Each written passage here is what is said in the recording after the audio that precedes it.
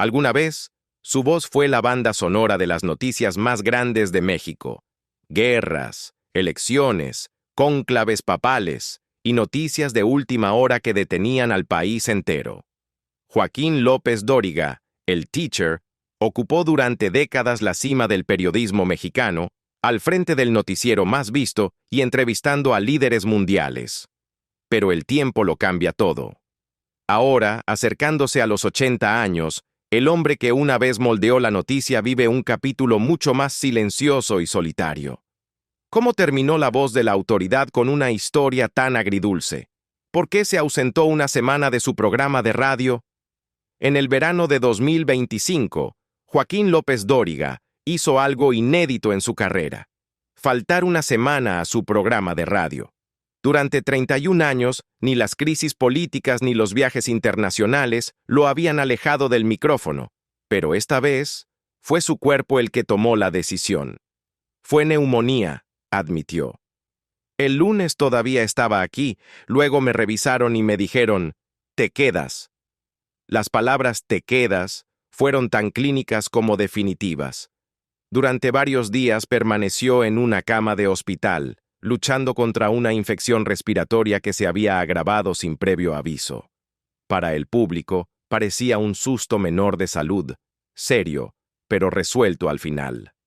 Lo que nadie esperaba era que esa breve ausencia se convirtiera en el detonante para que López Dóriga revelara un capítulo mucho más duro de su vida, una historia enterrada en silencio durante más de 3 décadas. Sentado junto a su hija, María José, en su canal de YouTube, López Dóriga pronunció por fin las palabras que había guardado bajo llave. Me encontraron un tumor canceroso en el colon. Ocurrió en 1993, mucho antes de que existieran los podcasts, YouTube o las redes sociales para llevar semejante revelación a millones. Entonces, López Dóriga tenía 48 años y cubría las giras presidenciales de Carlos Salinas de Gortari para El Heraldo. Era un momento cumbre en su carrera, pero su cuerpo ya empezaba a enviar señales. Un dolor abdominal persistente lo atacaba durante los viajes. Leve al principio, más agudo después. Como muchos reporteros en coberturas agotadoras, lo ignoraba. Un médico que viajaba con la prensa del Estado Mayor le aplicaba inyecciones o le daba medicinas para calmar la molestia. El alivio era temporal y engañoso. El punto de quiebre llegó en un viaje de trabajo a Oaxaca. Tras una larga jornada, López Dóriga se retiró a su habitación de hotel, aún con dolor. En el cuarto de al lado, su amigo y colega Fidel Samaniego escuchó algo inusual: quejidos apagados que atravesaban la pared. A la mañana siguiente, Fidel llamó a la esposa de Joaquín. «Algo no está bien», le dijo. «Escuché a Joaquín quejarse mientras dormía». Esa llamada activó una cadena de decisiones que le salvarían la vida.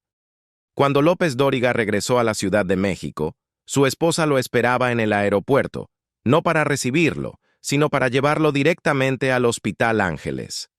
Minutos después de su llegada, el equipo médico diagnosticó peritonitis, una infección abdominal que puede matar en horas si no se trata. Casi a las 11 de la noche, los cirujanos ya lo preparaban para una operación de urgencia. Entre ellos estaba el doctor Tomás Barrientos, quien pronto se convertiría en portador involuntario de una noticia devastadora. El objetivo inicial era atender la peritonitis, pero al abrir el abdomen, encontraron algo más: una pequeña masa sospechosa en el colon. La biopsia confirmó lo que nadie quería oír. Era cancerosa. Cuando López Dóriga despertó, notó un peso extraño en su abdomen, una bolsa de colostomía conectada a su intestino. A su alrededor, los rostros eran tensos, las miradas bajas. «¿Por qué me miran así?», preguntó a su esposa. Fue entonces cuando ella, junto al doctor Barrientos, le habló del tumor. El shock dio paso a una calma extraña. «¿Tiene cura o no?», preguntó. Cuando la respuesta fue afirmativa, no dudó. «Entonces, vamos a curarlo». Tras bambalinas, su oncólogo, el doctor Juan Sincer, comenzó a trazar el tratamiento. López Dóriga nunca reveló los detalles, si incluyó quimioterapia, más cirugías o terapias específicas. Lo que importaba para él era el resultado. El cáncer fue removido y con el tiempo se recuperó. Pero en 1993, hacer público un diagnóstico de cáncer tenía un peso distinto al de hoy. El estigma, el temor a consecuencias profesionales, la intrusión de la prensa sensacionalista. Todo influyó en su decisión de guardarlo en privado. Durante más de 30 años, cargó ese episodio como un sobre sellado en su memoria. Siguió dando las noticias cada noche, entrevistando presidentes, cubriendo eventos políticos y siendo parte de la conversación nacional. Aún así, de vez en cuando, un dolor en el abdomen o el olor de hospital lo transportaban a aquella noche. La mesa de operaciones, el frío impacto de las palabras tumor canceroso, el rostro pálido de su esposa. Fue una carga privada que nunca compartió con su audiencia, hasta que el susto de la neumonía lo llevó a reflexionar sobre la fragilidad del tiempo. No es que lo olvidara, dijo a su hija en la transmisión. Es que decidí guardarlo entre mi familia y yo. Dos personas fueron clave para cambiar el final de su historia. Su esposa, que lo llevó al hospital contra su inclinación natural de aguantar, y su difunto amigo Fidel Samaniego, cuya preocupación instintiva pudo evitar una tragedia. Fidel falleció en 2010 sin saber que su intervención destapó algo más que una infección, que puso en marcha el descubrimiento de un cáncer que pudo haber matado a su amigo en silencio. La ironía médica es cruel y curiosa. La peritonitis es una emergencia que amenaza la vida. Sin ella, jamás habrían abierto a López Dóriga aquella noche de 1993, y el tumor habría permanecido oculto hasta ser demasiado tarde. Fue esa peritonitis la que me salvó, dijo con sencillez. Para alguien cuya profesión depende del tiempo, de dar la información precisa en el momento exacto, resulta apropiado, aunque sombrío, que el tiempo también le haya salvado la vida. La agitada carrera. Pocos periodistas mexicanos han tenido una carrera tan larga, visible y por momentos tan turbulenta como la de Joaquín López Dóriga. Alguna vez considerado el teacher del noticiero estelar, su imagen ha estado moldeada tanto por entrevistas de alto perfil como por amargas disputas públicas, momentos cuestionables al aire y acusaciones de conflicto de interés. Su trayectoria está salpicada de escándalos, algunos detonados por sus propias palabras, otros por señalamientos de rivales, que poco a poco han erosionado el aura de credibilidad intocable que alguna vez disfrutó. Incluso antes de alcanzar la cima televisiva nacional, López Dóriga no era ajeno a los rumores. El chisme de la industria lo vinculaba con favoritismos políticos desde finales de los años 70, cuando el presidente José López Portillo lo nombró jefe de noticieros de la televisora estatal Imevisión. Su cercanía con el poder le dio visibilidad, pero también enemigos.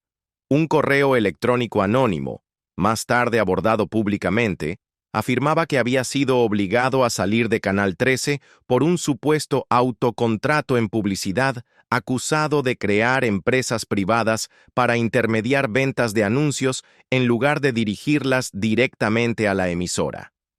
Ese mismo mensaje lo retrataba con tintes escandalosos, que había apostado $1 millón en la Feria de San Marcos, que sufría secuelas físicas por supuesto consumo de drogas y alcohol, incluida la pérdida parcial de dedos por daños circulatorios, y que utilizaba trucos de dicción para disimular problemas al hablar. Aunque algunas afirmaciones nunca se verificaron, la mezcla de verdades y exageraciones marcó un patrón. Durante décadas, López Dóriga tendría que salir a defender su reputación una y otra vez. Tras dejar los medios gubernamentales, lanzó la revista Respuesta, supuestamente para contrarrestar el daño a su nombre.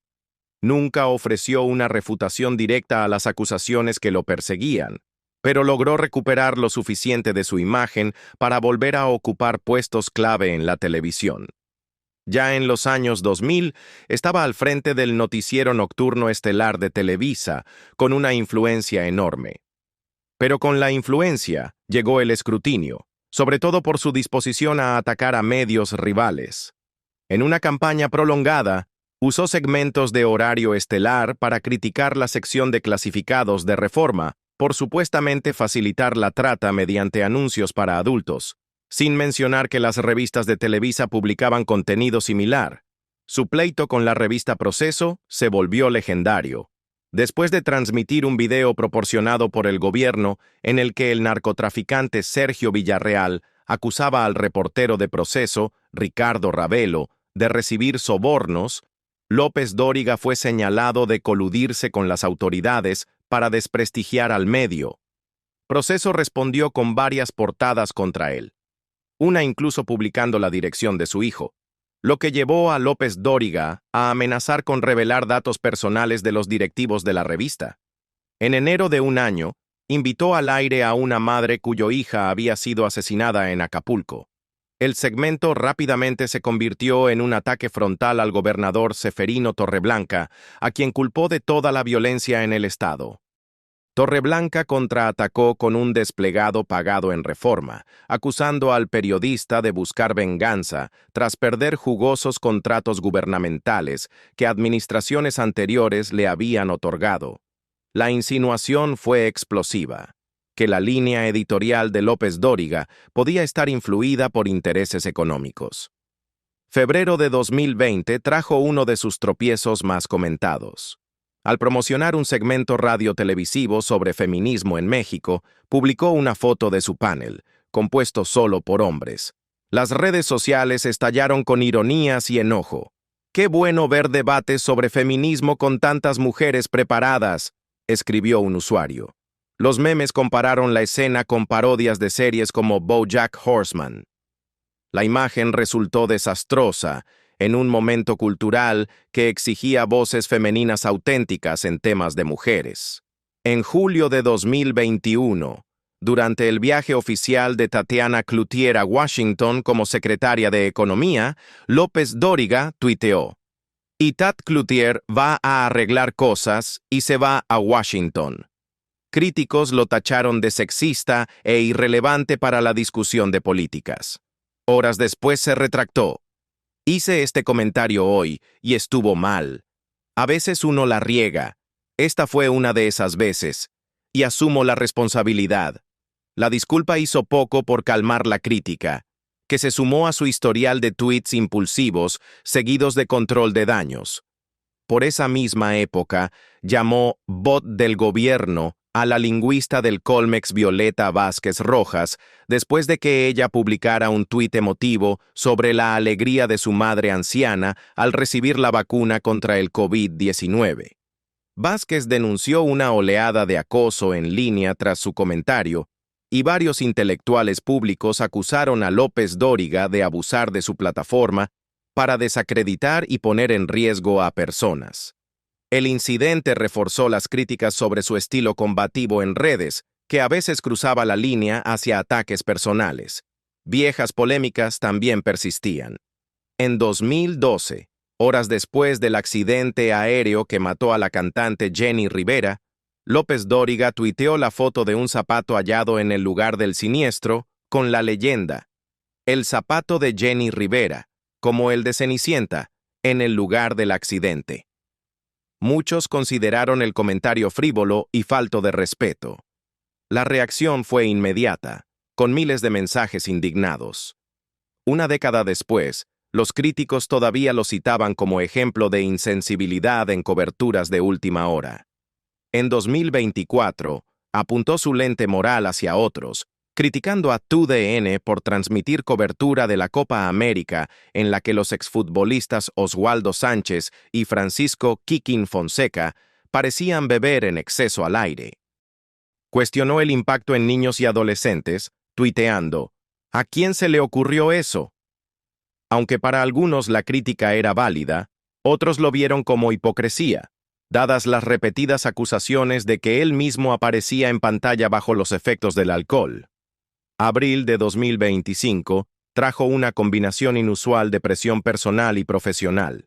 Enviado a Roma para cubrir el funeral del Papa Francisco, se convirtió en blanco del senador Gerardo Fernández Noroña, quien lo ridiculizó por volar en primera clase y alojarse en un hotel de lujo. La burla de Noroña evocaba las críticas pasadas de López Dóriga contra el propio senador por viajar en clase ejecutiva a Europa. El pleito se ventiló en redes sociales, alimentando la narrativa de vendetta mutua. Durante esa misma asignación en el Vaticano, su cobertura en vivo del cónclave papal levantó cejas. Espectadores, incluido Noroña, especularon que podría estar bajo los efectos del alcohol por su habla arrastrada y comentarios casuales, incluso vulgares como «Órale, ¿y ahora quién va a aguantar a Trump?». Los clips se hicieron virales, reavivando viejos rumores sobre consumo de alcohol. Él no respondió públicamente a la especulación. Al mirar atrás, la vida profesional de López Dóriga parece una corriente alterna de autoridad y vulnerabilidad. Por un lado, décadas de periodismo de alto nivel, entrevistas exclusivas y un espacio estelar en televisión.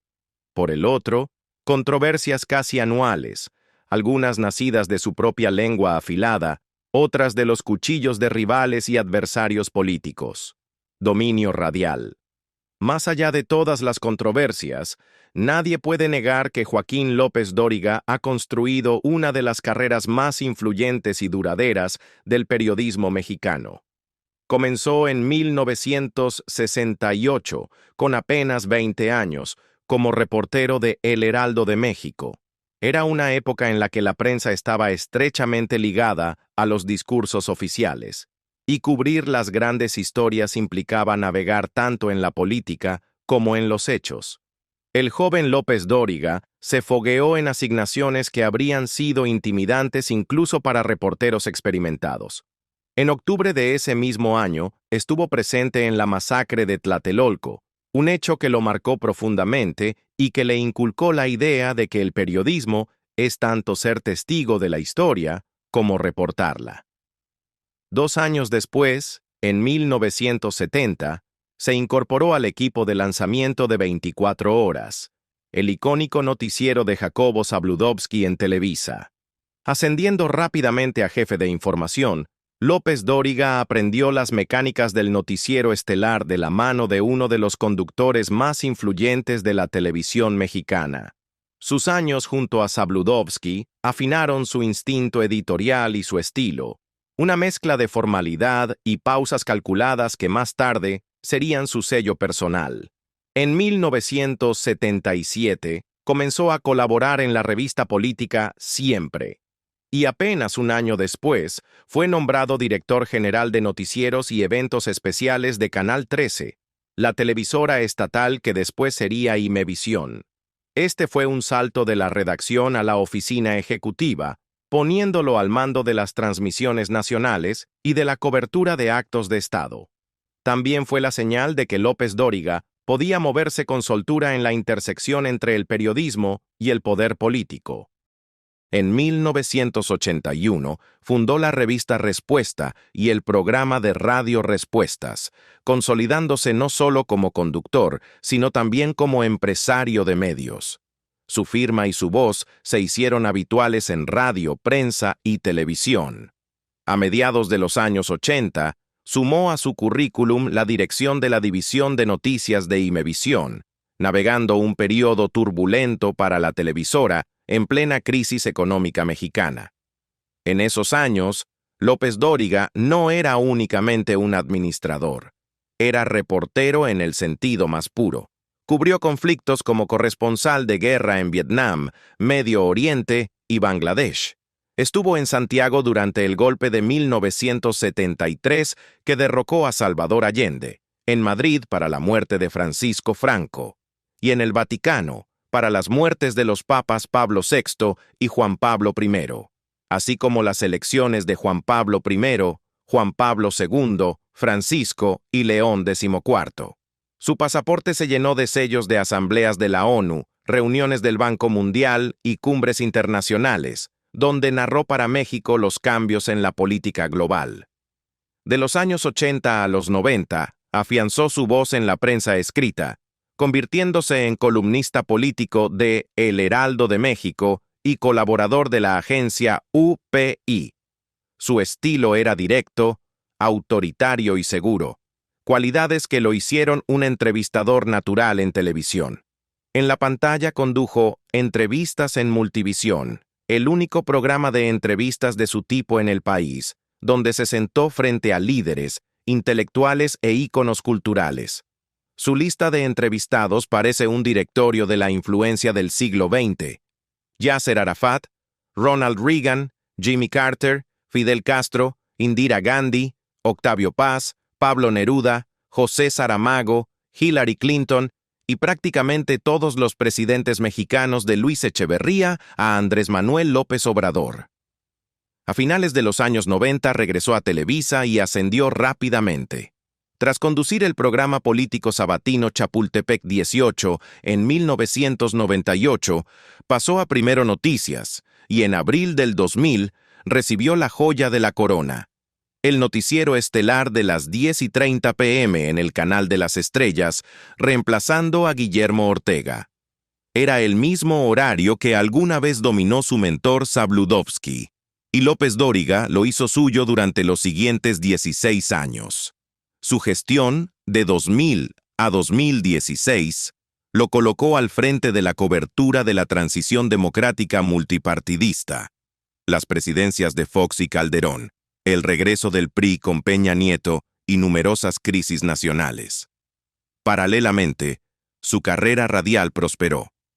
Desde el 3 de mayo de 1994, López Dóriga en Radio Fórmula se convirtió en un espacio fijo del mediodía, sindicado en 72 emisoras de México y el sur de Estados Unidos.